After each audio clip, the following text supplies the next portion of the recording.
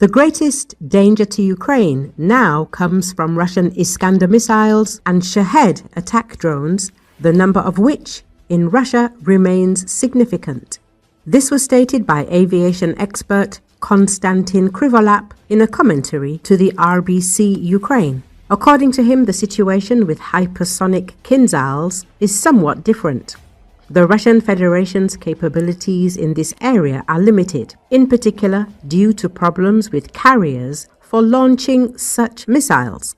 As for the Kalibrs, Russia has tried to modernize these missiles, in particular by installing antennas on them for better communication. However, as Krivolap noted, Ukrainian F-16 and Mirage fighters can already counteract these weapons quite effectively. As for the cruise missiles, I consider them to be of lesser danger. Here are the Iskanders and Shaheds in such quantities that our air defense does not have the power to destroy them. That's true, the expert emphasized. Russia's Kalibr missile system was developed by the country's Novator Design Bureau. It originated from Soviet-era research into cruise missiles, building on systems such as the Granat SSN-21 Samson. While the Kalibr's development first began in the 1980s, it became a priority during Russia's post-2000 military modernization, driven by the need for advanced standoff precision weapons. The missile's design emphasizes modularity, allowing it to be launched from various platforms, including submarines, surface ships, and even land-based systems. But the submarine-launched variant, particularly the 3M14 land attack missile, is optimized for stealthy long-range strikes from underwater, leveraging the inherent survivability of the submarines. Ukrainian troops successfully destroy Russian missile and other ammunition depots. According to the Telegram channel of the Unmanned Systems Forces of the Armed Forces of Ukraine, during aerial reconnaissance in the southern sector, fighters from the Flying Skull Battalion identified enemy troops unloading ammunition near a concealed depot. Once the target coordinates were verified and transmitted, the Ukrainian Air Force was called in. A MiG-29 fighter jet carried out a pinpoint strike using an AASM hammer bomb, destroying both the ammunition cache and the Russian personnel present at the site. Earlier, Ukrainian MiG-29 successfully targeted and destroyed a Russian command post with these advanced munitions.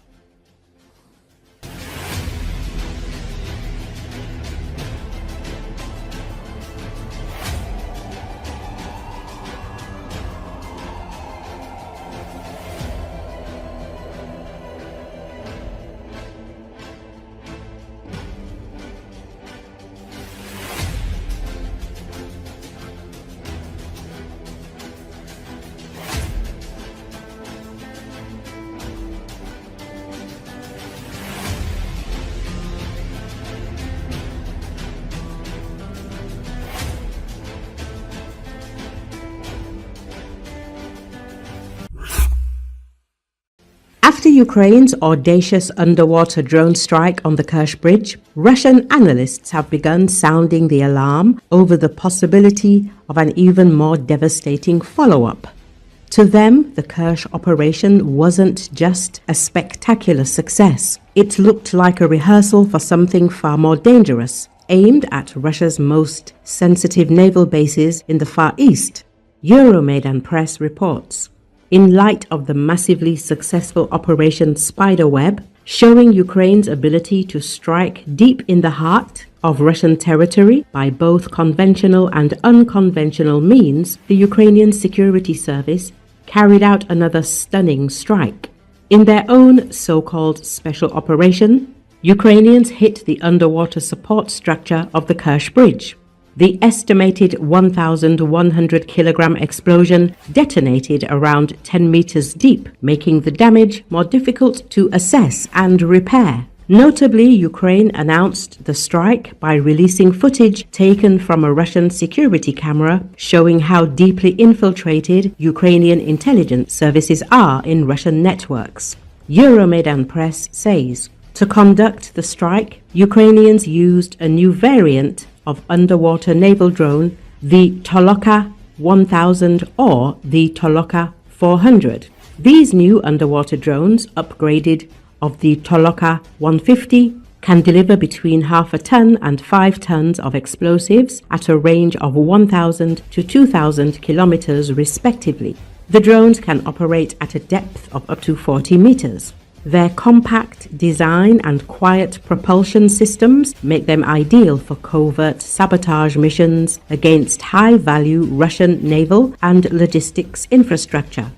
However, Russian analysts note that Ukraine could have used multiple Toloka drones in sequence to breach defenses and collapse the bridge. They suggest that this was therefore not the main strike, but rather a field test of upgraded underwater drone capabilities.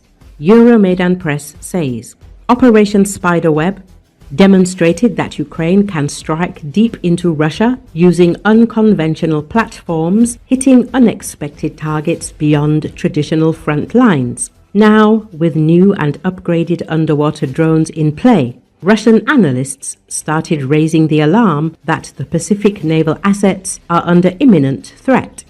Russian analysts are worried that to hit Russia's Far East, Ukrainians could realistically use container ships laden with concealed naval drones. The Ukrainians operate a large fleet of merchant vessels, including container ships. These are more difficult to regulate and inspect, making it easier to smuggle the underwater drones in them. Furthermore, careful coordination of shipping towards international ports of Ukrainian allies, such as Australia, the United States, Japan, and South Korea, could reduce the risk of such an operation being intercepted, especially with the cooperation of Allied intelligence services.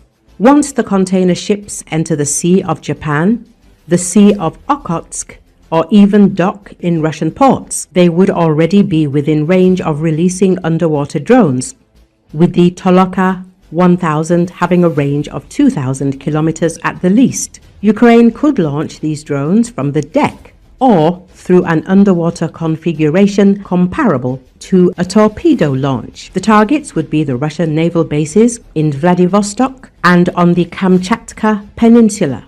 The Vladivostok base houses the Russian Pacific Surface Fleet with several destroyers, corvettes, and the flagship of the Russian Pacific Fleet, the cruiser Varyag.